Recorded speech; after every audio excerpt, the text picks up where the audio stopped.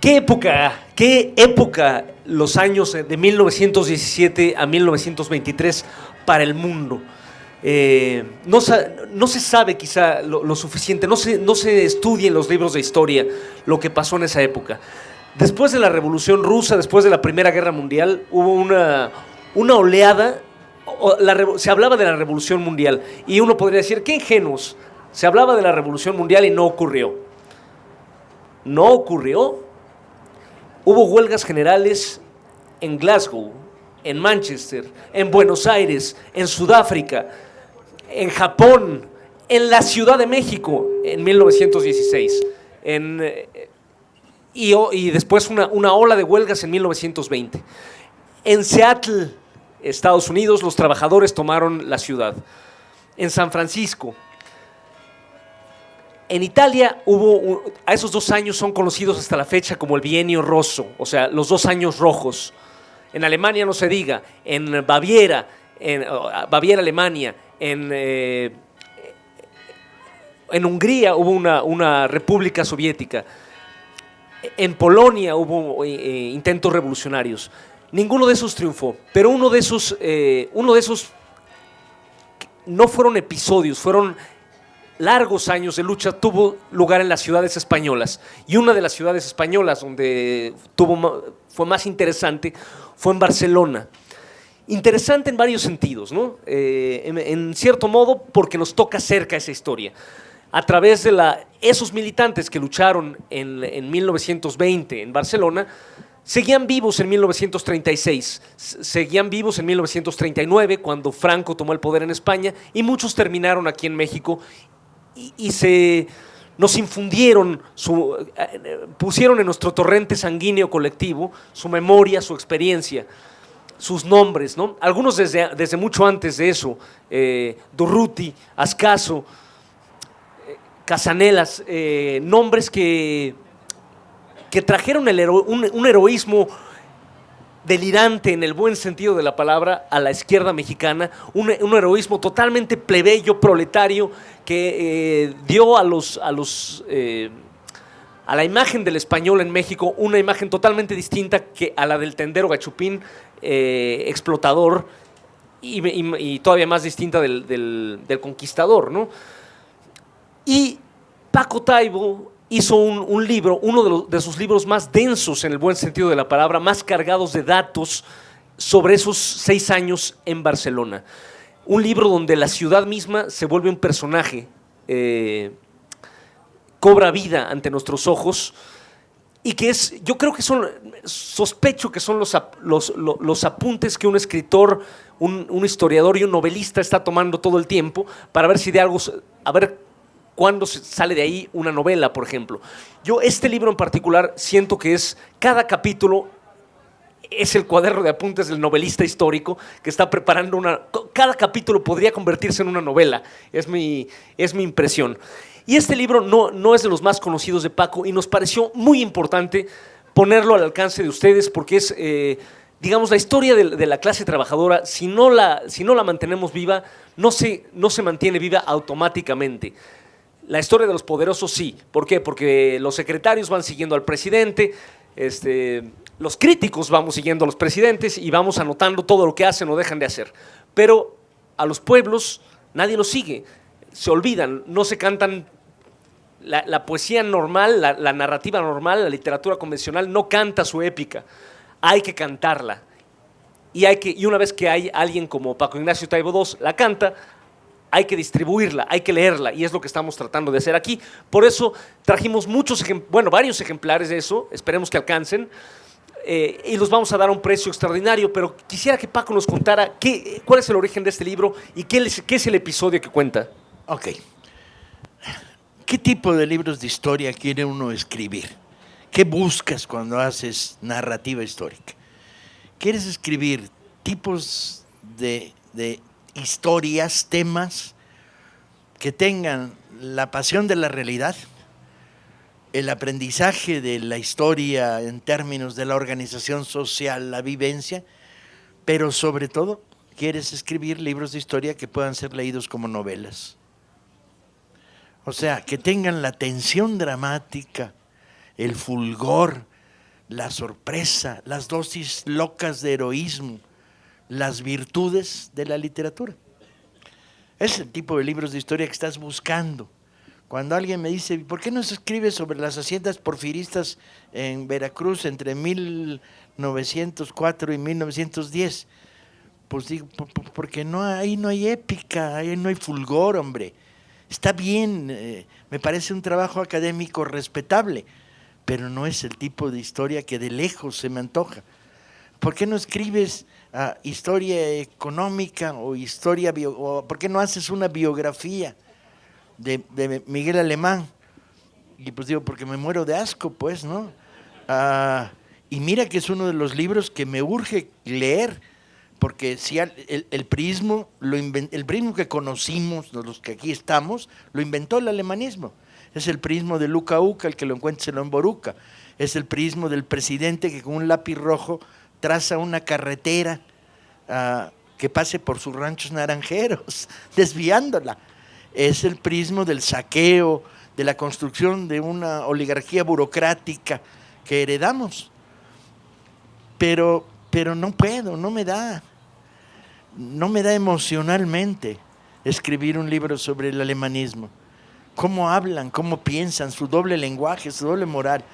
Necesito escribir libros de historia que me pongan al borde de la locura, que implican una investigación profunda, muy profunda, porque en general son temas no trabajados, olvidados históricamente, que implican al mismo tiempo una construcción de personajes potente, porque la historia es lo grande y lo chiquito, es el personaje y el contexto, la sociedad, el movimiento, el sindicato, la coyuntura, pero también son libros donde se mezclan historia de costumbres, historia económica, historia social, historias del contexto. Y Barcelona entre 1917 y 23 era eso, era la novela. Lo que pasa es que cuando la historia tiene tanta fuerza no hay por qué hacer ficción, no hay por qué novelizarla. Por sí misma tiene un vigor y una capacidad de convocatoria, conmoción, sacudimiento, que no necesitas literatura para poder darle su fuerza, su expresión.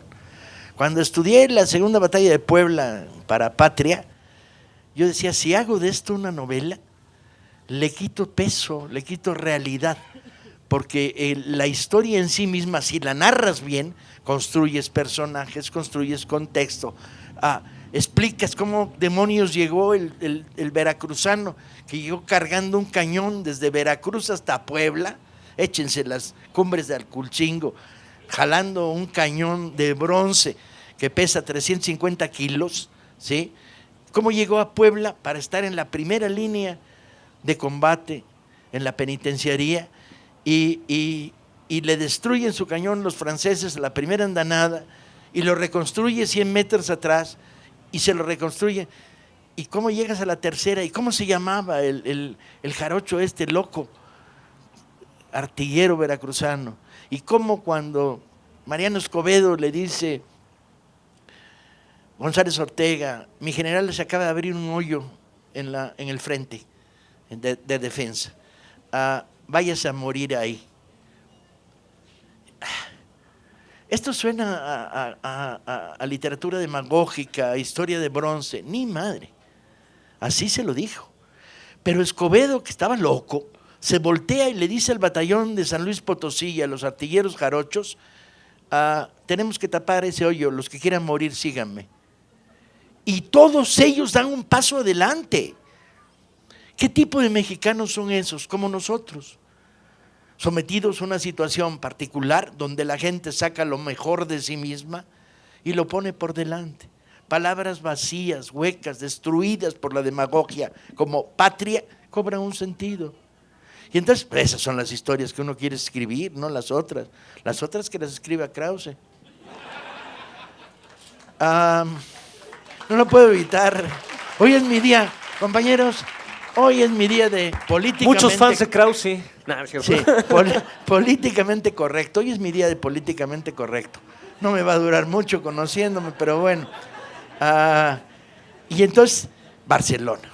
Y tú dices, ah, caray, ¿y qué hay en la Barcelona de esos 6 años? Hay una ciudad industrializada de una manera vertiginosa por una oligarquía rapiñera, verdaderamente roñosa, que aprovecha la situación de la Primera Guerra Mundial para venderla a los dos bandos, ¿no? La burguesía catalana, química, metalurgia, telas, bla, bla, bla. Y entonces crece la industria, con un proletariado de aluvión que viene de las zonas deprimidas de España, Andalucía, Extremadura, el Levante, llega a Cataluña a volverse los obreros. Y se suma a una clase obrera catalana ya más madura, que básicamente venía del artesanado, pintores, carpinteros, vidrieros, ¿no? Y que construyen una organización sindical a prueba de fuego. Esa es la primera e interesante historia. ¿Cómo demonios esta clase obrera, sin ayuda de vanguardias intelectuales, y esto es lo sorprendente del 17, porque en la dirección de la huelga general italiana estaban los intelectuales del Partido Comunista italiano. En la revolución bolchevique, el Comité Central tenía un 50% de intelectuales sumados a las causas de la clase obrera. En Barcelona en la dirección del movimiento hay un periodista, y eso de infantería, ni siquiera un periodista de director de periódico, y 2 abogados. Los otros 14,000 cuadros del movimiento sindical son proletariado directo. Y entonces lo interesante es entrar en la historia y empieza a descubrir las bibliotecas, los centros obreros, donde se recitaba poesía, se leía el periódico, y la diversidad cultural que produce esta casa obrera en muy poco tiempo. Por ejemplo, el impulso del naturismo y el nudismo. En una sociedad mojigata y reaccionaria, los sindicatos genetistas, anarcosindicalistas, practican y promueven el nudismo, el salir a la playa más cercana a encuerarse y que el sol le dé en las bolas y en los ovarios. ¿Sí? Pero no solo eso, tienen un debate moral sobre el tema de la prostitución y utilizan la palabra compañera prostituta y hablan del asalariado de la prostitución y tienen una perspectiva feminista radical. Y no solo eso, imponen a golpe de huelga y de paro y de confrontación directa contra las patronales a salario igual, a trabajo igual, salario igual. Lo cual hoy día ahí en México sigue siendo una demanda histórica, que no se le pague menos a una mujer por hacer el mismo trabajo que un hombre. Eso es pecado capital, es un insulto a Dios, a la naturaleza del género humano. Bueno, pues estos lo logran. Y esta estructura sindical de bibliotecas, ateneos, periódicos, llegan a tener un periódico que logra editar 100,000 ejemplares en Cataluña, ¿sí? Donde la población total en aquellos momentos no rebasa los 2 millones. 100,000 ejemplares. Y no había radio, y no había tele, pero sí había dibujos, y sí había periodistas proletarios improvisados, y había talleres de redacción horribles, por cierto, ¿sí? Y había fomento de poesía lírico-proletaria, asquerosa, por cierto, pero no importa, muy sentida, pues. Y todo este mundillo que está descrito muy bien en las palabras de Marianet, un joven gitano que llega a Barcelona y se siente despavorido, la gran ciudad, la miseria, el hambre, y de repente entra a un local sindical siendo lavador de platos de un restaurante y le dicen, compañero, esta es la biblioteca, aquí se puede leer el periódico gratis, allá hay clases de danza. Y el compañero Marianet, este joven chaparrito, gitano, moreno, de repente dice, este es el futuro, esta es la realidad. Bien, en este mundo se produce la gran organización sindical, potente. A la hora de estar contando la historia y armándola, uno encuentra los otros elementos que hacen de la historia un material apasionante, que es, en paralelo con la construcción del gran sindicalismo, la patronal opta por 2 cosas, por el control férreo de los poderes de la España monárquica en aquella época y por la creación de las llamadas bandas negras. Primero con un jefe de policía, Bravo Portillo, famoso porque además de jefe de policía era contrabandista, chulo de putas, agente de los alemanes y cobraba por denunciar los barcos que iban a abastecer, etcétera, etcétera. Se peinaba el bigote una vez con semana con cera y tenacillas, era elegante, gastaba una fortuna en su ropa y llevaba 2 Colts 45 a la cintura. Y contrata en paralelo a ser jefe de policía una banda de asesinos, sicarios y chantajistas. Y esta banda negra empieza a asesinar a trabajadores. Pero peor todavía, empieza a asesinar patrones para que culpen a los trabajadores que están involucrados en la industria de guerra.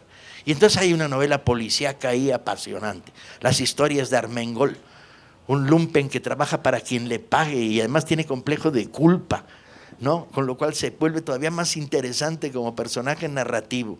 Y además, este bravo Portillo, su experiencia, hasta que las bandas anarquistas que empiezan a organizarse con la lógica de golpe por golpe y choque por choque, le meten 2 tiros en la barriga.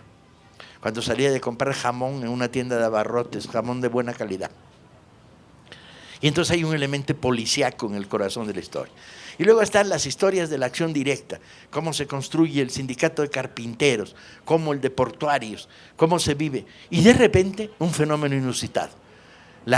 Que nunca había sido estudiado, no había trabajos históricos, que es la gran lucha de las mujeres por la carestía.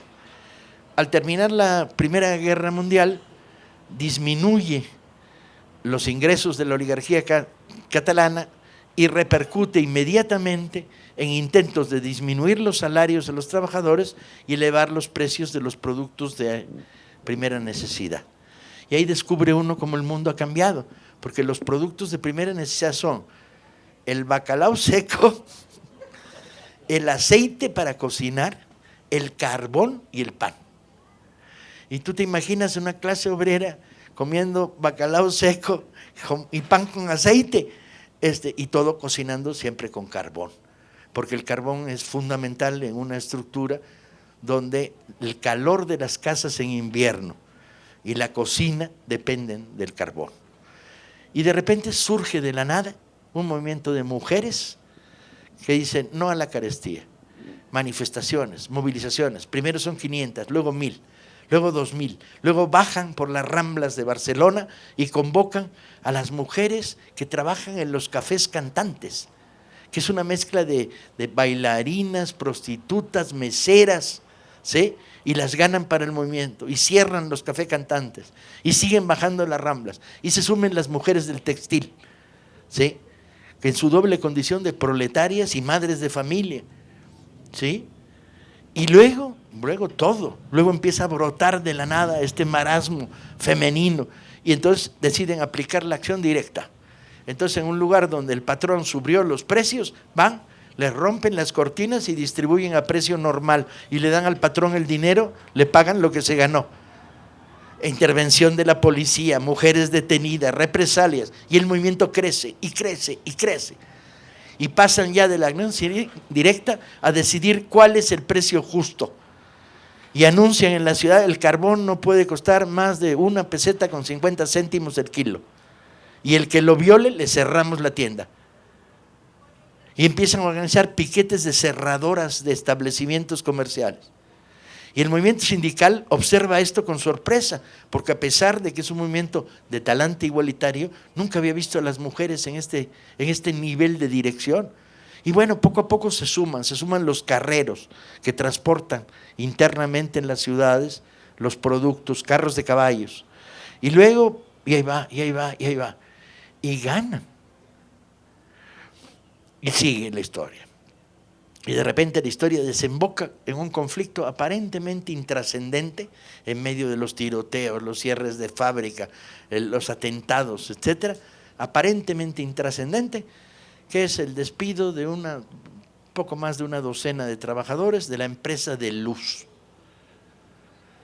Empleados, ni siquiera obreros, que trabajan en el departamento de facturación, son los que toman nota de cuánta consumiste y cuánto se te cobra por la electricidad.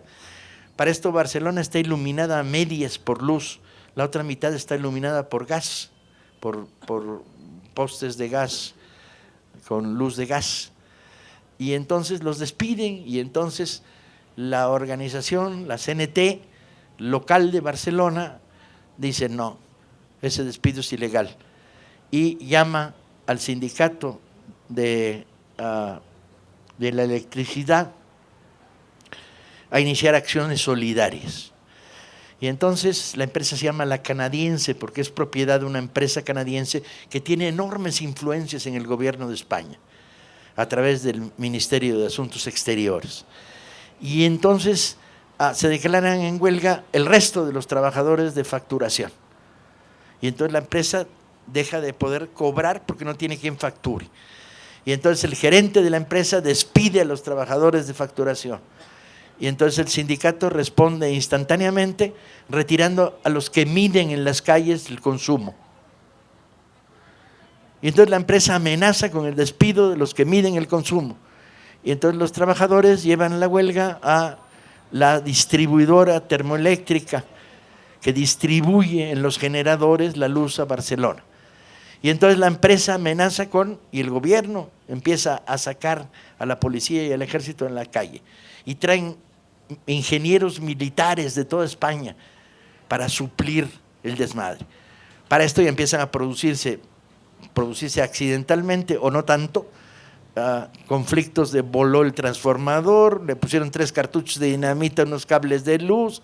Bien, y entonces ante la militarización, la CNT declara, de acuerdo, nos dejamos militarizar, pero no trabajamos. Entonces el sistema es, si tú eres trabajador de la empresa de luz y estás en edad militar, el gobierno te convoca y tienes que asistir al centro de reclutamiento.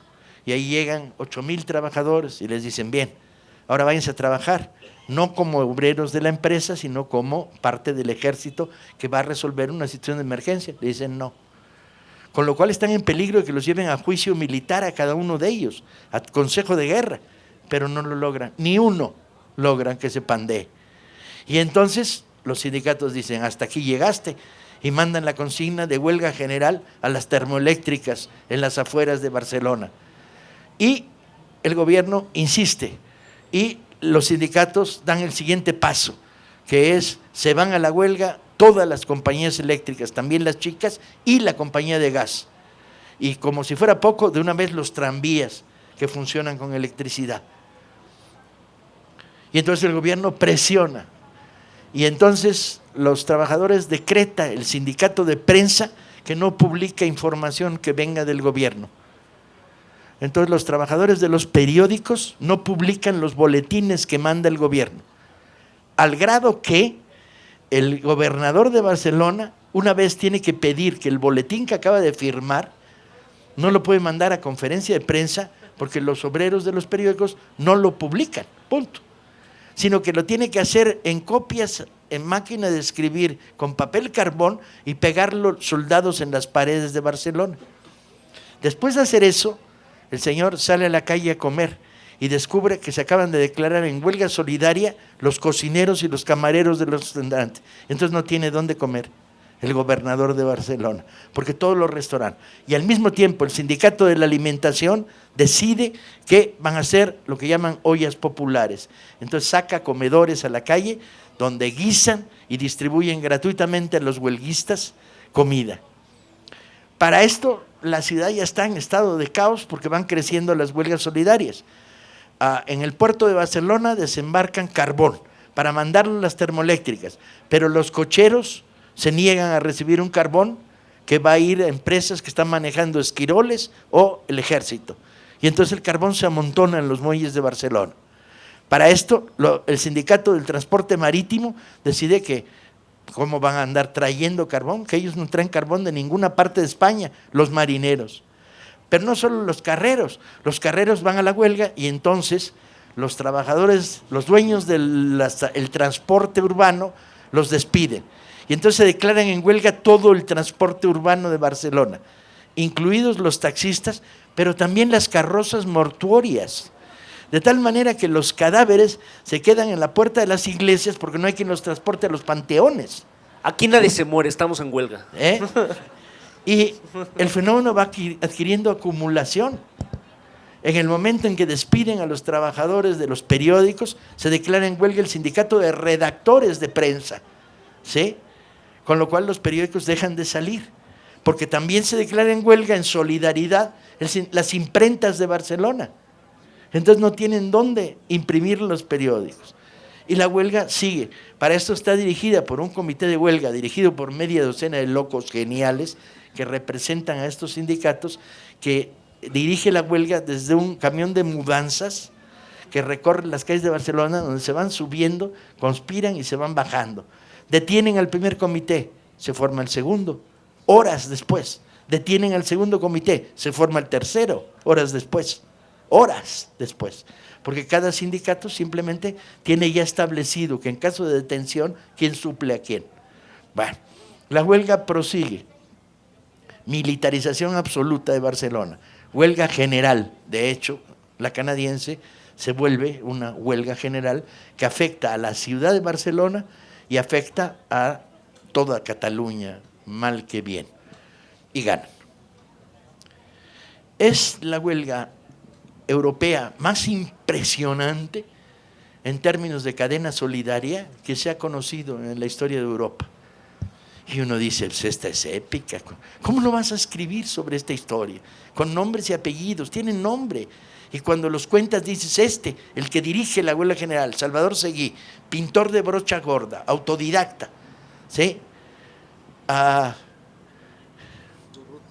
Durruti llega después a Barcelona, llega en el calor de la tercera etapa, pero el secretario del sindicato de Pestaña, un joven relojero que aprendió a componer relojes en la cárcel por la cantidad de veces que lo han metido al bote, que es el que dirige el periódico de la CNT y el que metió a Bravo Portillo a la cárcel por ser espía de los alemanes. Que siendo anarquista fue de los fundadores de la Internacional Comunista. Así es, eso nomás porque iba pasando por Rusia, se fundó.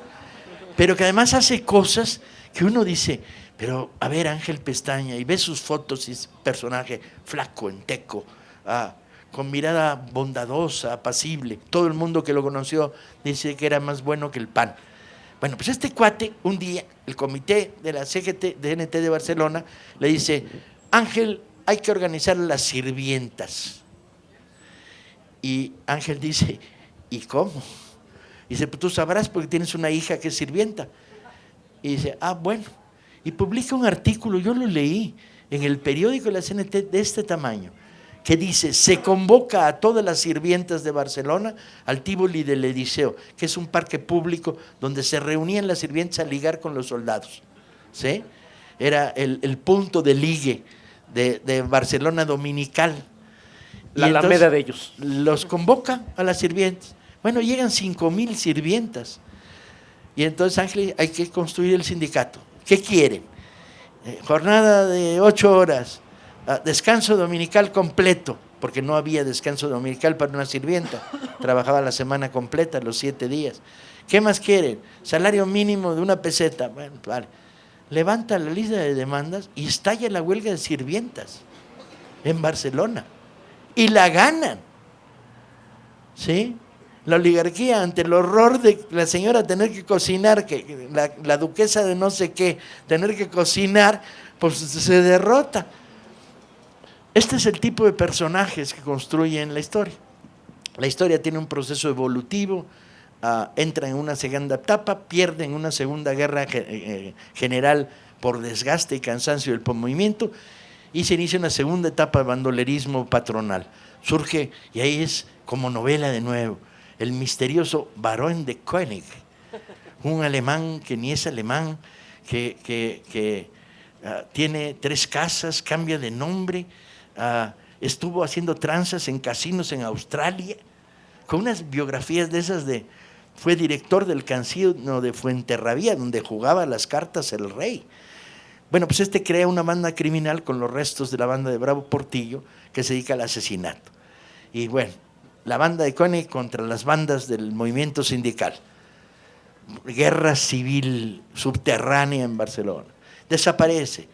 Surgen los sindicatos libres, promovidos por la patronal. de nuevo una segunda guerra entre la central sindical y los sindicatos libres en el día a día. 600 dirigentes medios cenetistas son asesinados en esos años y el movimiento se sostiene. Y entra en una tercera etapa hacia mitad de 1922, en la que la confrontación ya no es en la lucha sindical, porque la calle se cerró, sino es la lucha de grupos. Y hay un debate entre la gran vanguardia, el vamos a las armas como del lugar, y el mantener la organización de masas como... Y también aquí interviene varias de las viejas discusiones de la izquierda sobre vanguardia armada o vanguardia social. Es asesinado Salvador Seguí, a Pestaña le meten 5 tiros en un atentado, se salva milagrosamente y llega 1923, donde el Estado español, cercado por varias cosas, el desastre de la guerra de Marruecos, la crisis económica y el pujante proletariado catalán, declara el golpe militar y se produce una dictadura militar, con lo cual la CNT queda Primo de Rivera prácticamente destruida.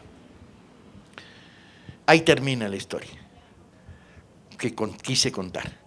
La que no quise contar es que 8 años después cae la dictadura, se instaura la república y la CNT en un mes reúne 1 millón de afiliados. O sea, como las cenizas, el germen. Y va a ser la CNT durante el inicio de la guerra española la que va a impedir el golpe militar de Franco en varias de las ciudades claves, junto con los socialistas y los comunistas en otras. Pero esa es otra historia. Necesitaba un título. Y dije, no. La lucha de clases en la Barcelona, no. Esos son títulos para la Academia Pirurris, hombre.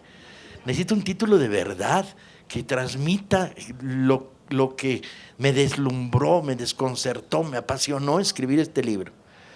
Y de repente el librero que tengo en mi casa está entre mi recámara y el baño, y cuando recorro el camino de noche casi siempre me doy un golpetazo y se me cae un libro, y entonces en esos viajes se me cae un Shakespeare y lo abro y dice textualmente: si me prestas o tú léelo, el Shakespeare.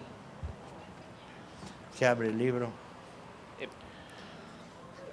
Duda que sean fuego las estrellas. Ok, y dije, ahí está, que sean fuego las estrellas. Y luego, en otro de los viajes al baño, me tropiezo ni más ni menos, creyendo recordar. Es Macbeth, ¿no? Con Oscar Wilde, el abanico de Lady Windermere, que yo quería recordar que había una referencia a las estrellas. La encuentro y dice: todos vivimos en el fango, pero algunos miramos las estrellas. Cuando tenía las 2 frases, dije, ya tengo el título, ya tengo el libro. Ahora necesito lo más difícil, que es escribirlo. Pero dilo. Había hecho una investigación, me di la beca Paco Taibo después de terminar un libro en España, que me tomó 2 años y que me dio muchísimo dinero porque se vendió muy bien, sobre la Revolución del 34. Entonces me di una beca a mí mismo yo no tengo ninguna beca de posgrado de nadie, de universidad, de sistemas de nada, para investigar esta historia. Y entonces viví en Barcelona 5 meses escribiendo esta historia, la investigación, y luego la redondeé a lo largo de los años. Entonces ya tenía el libro. Ahora lo que necesitaba era, ¿cómo demonios lo narro de tal manera que no pierda fuerza épica? Solo lo de las estrellas. Hay algo ¿qué es un star? Claro, el juego viene en triple vuelta, no solo la frase del abanico de Lady Windermere y el Shakespeare, sino la pistola de los anarquistas era la Star, una pistola manufacturada en Eibar, en España, una calibre 28, corto, que era la Star, la estrella. Entonces lo sumé al concepto que el libro desarrollaba. Entonces tenía el problema de cómo armarlo narrativamente, y luego tenía un segundo problema, que era, ¿cómo demonios hago que este libro llegue a un público mexicano que nunca ha oído hablar de los CNT, que nunca ha oído hablar de la Europa de los 20, que lo único que sabe de Barcelona es que hay una canción Yeye, que Barcelona, Barcelona, ¿no? O que ahí juega el Messi. Como no podía llevar a Messi a mi novela porque no cabía por ninguna esquina y las referencias de Barcelona son extrañas, Barcelona se había puesto de moda informativamente a partir del conflicto entre nacionalistas y Estado centralista, que por cierto aquí está discutido por los anarquistas, que plantean nacionalismo, sí, pero no estrecho, amplio.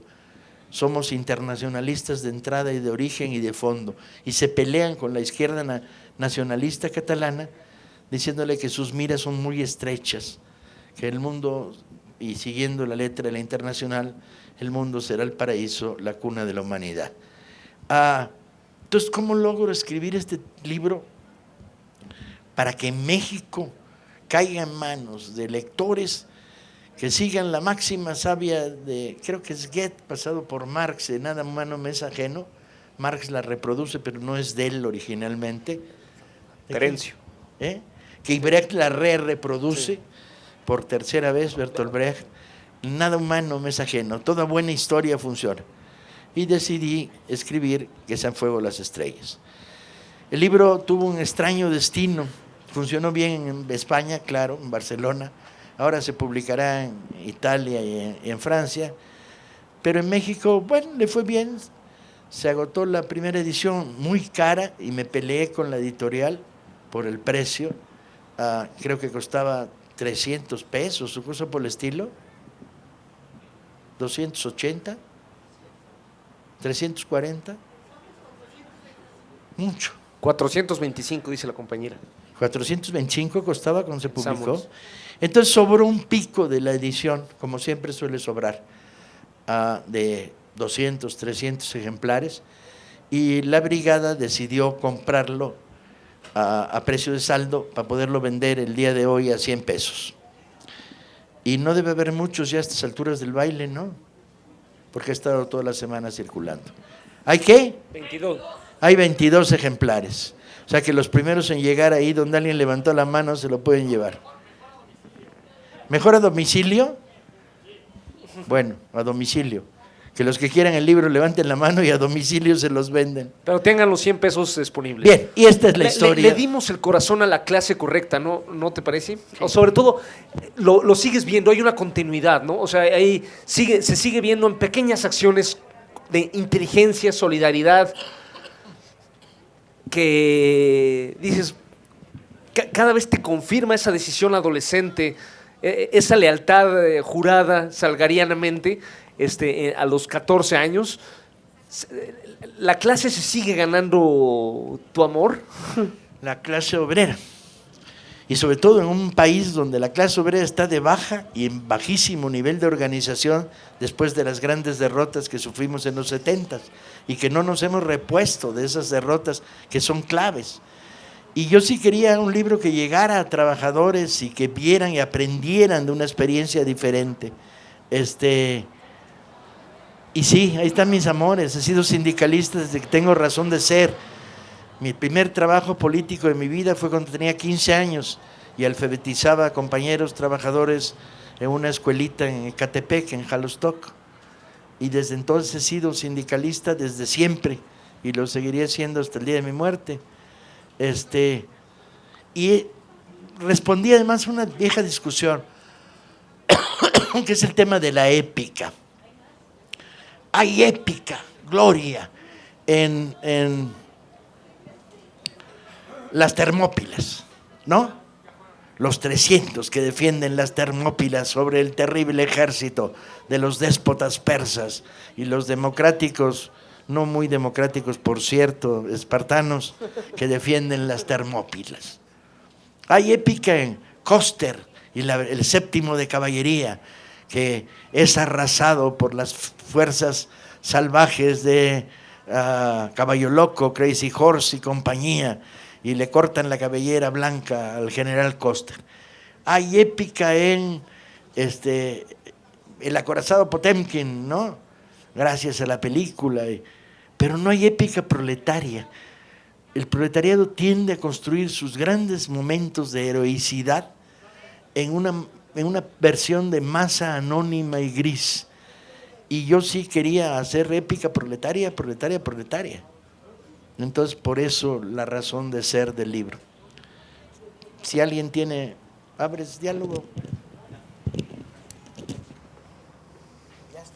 Ya estamos sobre la hora. No sé si hayan llegado los invitados de la tertulia.